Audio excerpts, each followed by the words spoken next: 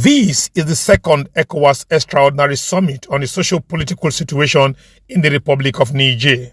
In his welcome remark, Ecowas Chairman and President of Nigeria, Bola Tinubu, says solution must be proffered for the political crisis in Niger Republic to sustain lasting peace in West Africa and the entire African continent. The summit thereafter went into a closed-door session which lasted for over 5 hours.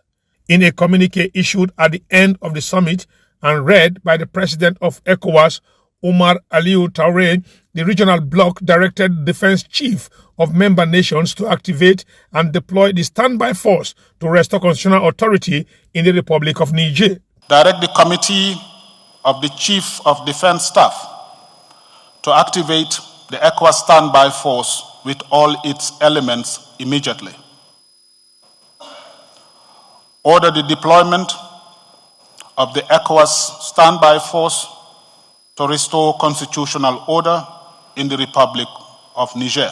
ECOWAS also appealed to African Union and the United Nations to support the decision and resolve in addressing Niger's political impasse.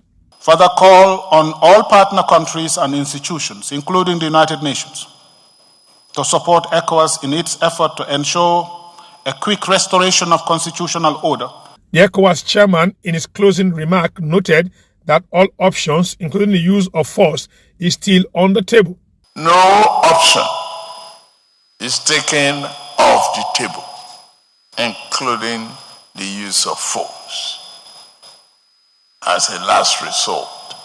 Thursday's summit is the second time ECOWAS leaders are meeting in Abuja to find solution to the political impasse in Niger Republic following a coup in that country in which presidential guard overthrew the president. The decision by ECOWAS heads of states and government to activate and deploy a standby force into Niger Republic is indeed a tough one, coming at a time when public opinion is sharply divided among citizens of member nations.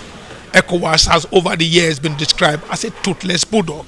This time, is ECOWAS willing to back and bite? Certainly, only time would tell. From the old banquet hall, venue of the meeting, I'm Iharo Atta, ITV News.